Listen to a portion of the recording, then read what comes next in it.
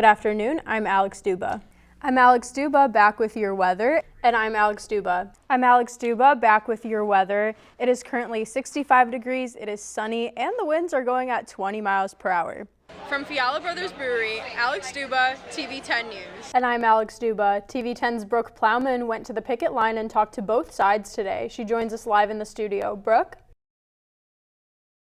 Central Illinois Regional Airport Authority is inviting the Bloomington community to show support for TSA officers. The AFSCME Local 1110 Union delivered a petition to ISU's president. Find out how many people signed it. And the Starbucks in the Student Fitness Center is closing for good. Of hiring replacement workers before the AFSCME strike began. Previous controversy surrounding James Comey has landed him in federal court. On-Campus Club celebrated its seniors during their final meeting. TV10 News at noon starts now. And that tops our look at your world at the noon hour. Postmaster General David Steiner told a House Oversight Committee Tuesday the problem is its universal service obligation. That's a rule that requires the Postal Service to deliver mail to any U.S. address for the same price, no matter how difficult it is to reach. Steiner said without change, it's possible no one will receive mail. The Federal Reserve is concluding its two-day meeting to announce its plans with interest rates. Forecasters are expecting for them to stay unchanged after making 3 cuts last year. The reduction is expected to be done by noon tomorrow. I think I'm moving out of state, hopefully if all goes well, and then once I move, then I'll try to figure out what I'm doing from there, but I'm focused on the move first. Good Afternoon Blono is next. Join us tomorrow for TV10 News at noon. Alex, what do you have for us?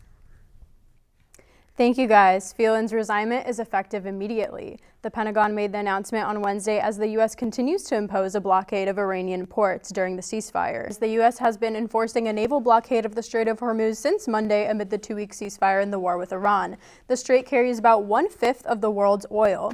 During the news conference earlier this morning, Defense Secretary Pete Hegseth and Chairman of the Joint Chiefs of Staff General Dan Kane gave updates on Operation Epic Fury. The university says the amounts reported to the union were estimates based on state procurement laws and don't actually reflect what temporary workers are being paid. Back to you guys at the desk. I'm Aleks Duba, back with your weather. That is not going to reach us in Illinois today, and I'm jealous of the tip of Florida because they're still sitting in the 80s. Then on Monday, we're going to have a very nice sunny day, 93 degrees, and on Tuesday, those clouds are going to come back in, but it's going to stay at 93. Now, the nights are going to be consistently in the 60s throughout the week. Thank you. Back to you guys at the desk. On Wednesday evening, a local property management company, Core 3, turned their parking lot into a glow night trunk-or-treat celebration. Activities for kids included a glow-in-the-dark dance floor, a popcorn machine, and open trunks to grab treats from. But for many parents, it was about more than just the candy. It's a tough one because he's so little. I imagine that people feel safer letting their kids run around. Parents say that events like this make trick-or-treating feel safer. There's less traffic, children are more visible in the daylight, and there's no need to worry about what is behind each door. Kids were able to get their candy, have fun, and dance in a controlled environment.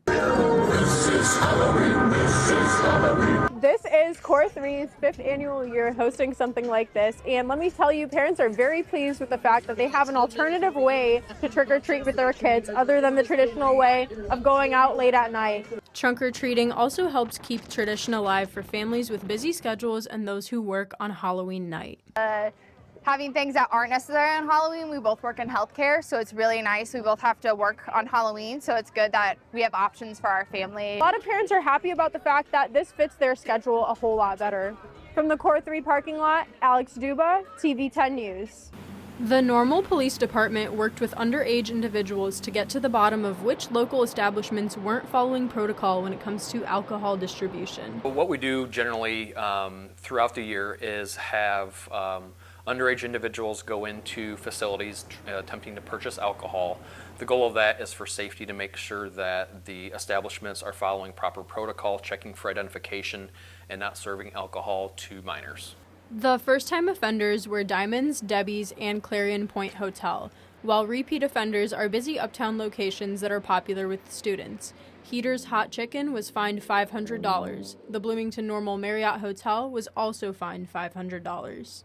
currently standing in front of Hacienda Leon restaurant. Now, out of the 6 businesses fined and penalized, they were fined the most, coming in at $1,000 considering that this is their 3rd offense. Fines are issued by the Liquor Commission and get progressively higher with each offense. The Liquor Commission can suspend a business's liquor license based on a few factors.